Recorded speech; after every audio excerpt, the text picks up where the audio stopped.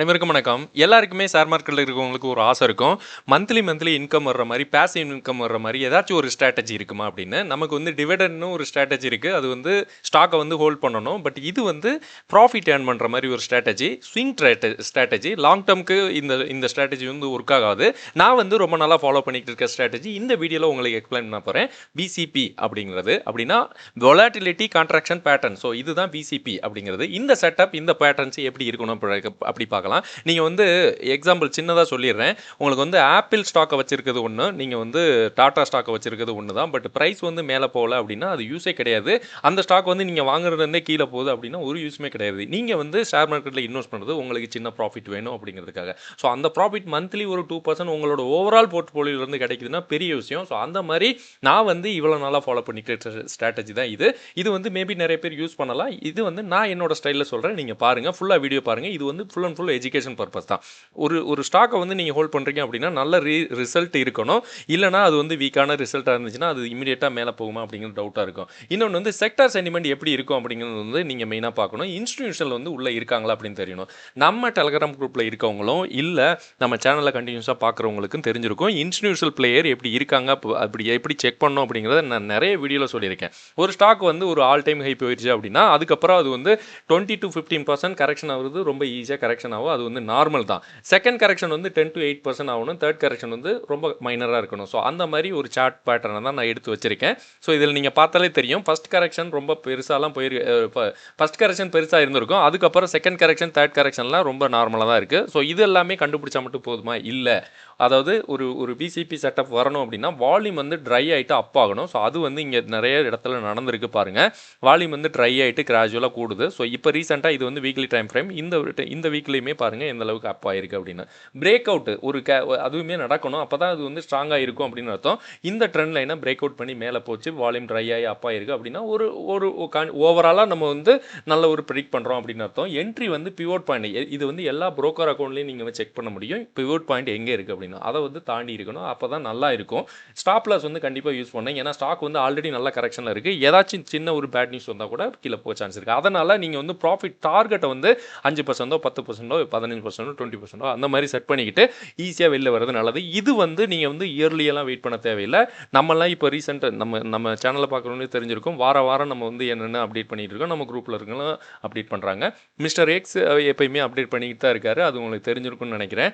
PG Electra அது மாதிரி ஒரு 2-3 கம்பெனியை பற்றி இந்த வீடியோவில் டீட்டெயிலாக சொல்லிடலாம். அதை வந்து இந்த செட்டப்பில் விசிபி செட்டப்பில் இருக்குது பிஜி எலக்ட்ரா ப்ளஸ். ஸோ இதில் வந்து நம்ம வந்து இந்த ஸ்மார்ட் மணி கான்செப்ட் இல்லை இன்ஸ்டிடியூஷனல் பிளே எப்படி இருக்குது அப்படின்னு பார்த்தோம்னா இங்கே பாருங்கள்.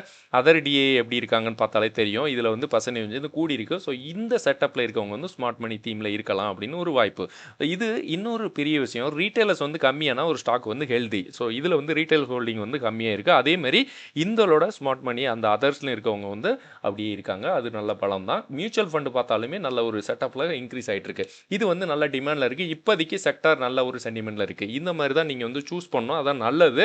ஸோ இதோட சார்ட்டையும் பார்த்துடலாம். இவங்க வந்து நல்ல ரெவென்யூவும் போஸ்ட் பண்ணியிருக்காங்க. நல்ல ஒரு இந்த ஸ்டாக்கு நிறைய ஹெல்த்தியான விஷயங்கள் நடந்திருக்கு.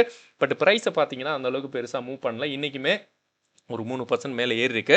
பட் ஓவரால் சார்ட்டில் பார்த்தீங்கன்னா கிட்டத்தட்ட 1000 ரூபாய்க்கு மேலே போயிட்டு இப்போ வந்து ரொம்ப டவுனில் 500 ரூபா அந்த ரேஞ்சில் இருக்குது. 200 டே மூவிங் ஆவரேஜ் கட் பண்ணி மேலே போகுது. இது வந்து பாசிட்டிவ். இது வந்து இன்னொன்று வால்யூம் வந்து ட்ரை ஆகிட்டு அப்பா இருக்குது. நீங்கள் பார்த்தாலே உங்களுக்கு தெரியும். ஸோ இது இப்படியே மேலே போகுமான்னு தெரியாது. நான் ஹரிசாண்டல் ரெசிஸ்டண்ட்டு இருக்குது, அதையும் பார்க்கணும். நீங்கள் வந்து 5% 10% நீங்கள் 400 ஒரு மிஸ்டர் எக்ஸ் வந்து 460 ரூபா அந்த மாதிரி என்ட்ரு ஆயிருந்தால் கூட மேபி அவருக்கு சின்ன ஒரு லாபம் கிடச்சிருக்கும். பட் இதெல்லாம் யாரையுமே ப்ரிடிக்ட் பண்ண முடியாது. இந்த video full and full education purpose தான். அதை மைண்டில் வச்சுக்கோங்க.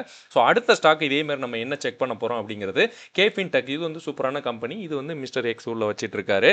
ஓகே, இந்த ஸ்டாக் வந்து அதாவது இந்தியாவோட largest register. Okay, RTA mutual ஃபண்டாக இருக்கட்டும், ஐபிஓ இருக்கட்டும், அசட் மேனேஜ்மெண்ட் கம்பெனி எல்லாத்துக்குமே வந்து பேக் போனாக ஹேண்டில் பண்ணுறாங்க. ரிஜிஸ்டராக இருக்காங்க. ஸோ இந்த கம்பெனி ரொம்ப முக்கியமான ஒரு கம்பெனி ஷேர் மார்க்கெட்டை பொறுத்த வரைக்கும்.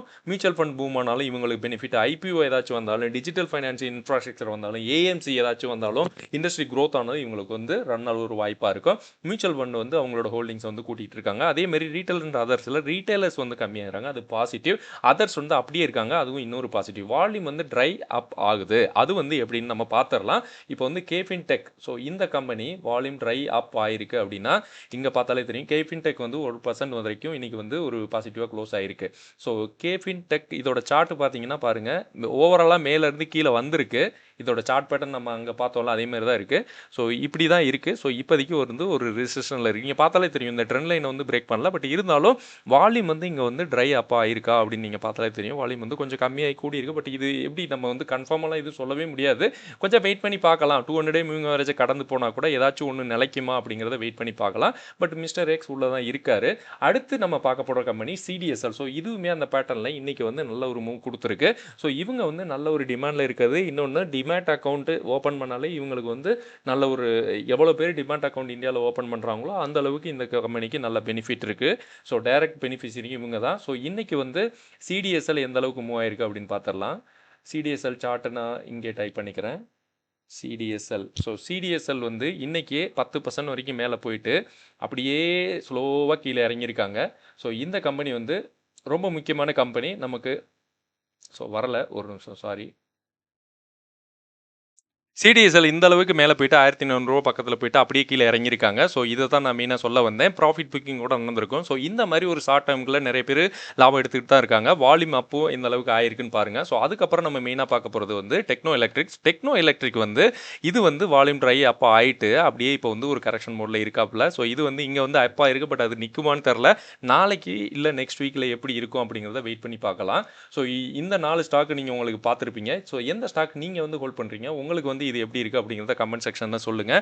நிஃப்டி வந்து இன்றைக்கி பீஸ் டீல் வந்து மேக்ஸிமம் வந்து கம்ப்ளீட் ஆயிடுச்சு அப்படின்னு சொல்கிறாங்க. நிஃப்டி வந்து ஆல்மோஸ்ட் 82 பாயிண்ட்ஸ் பாசிட்டிவில் தான் க்ளோஸ் ஆயிருக்கு. காலையில் இருந்து ஒரு க்ளோசிங் ஒரு ½ அன் ஹவருக்கு முன்னாடி வரைக்கும் இது வந்து ஒரு அப் அண்ட் டவுன் அந்த மாதிரி தான் இருந்தது. பட் க்ளோசிங்கில் மட்டும் ஒரு 50 பாயிண்ட்ஸ் மேலே ஏறி க்ளோஸ் ஆயிருக்கு.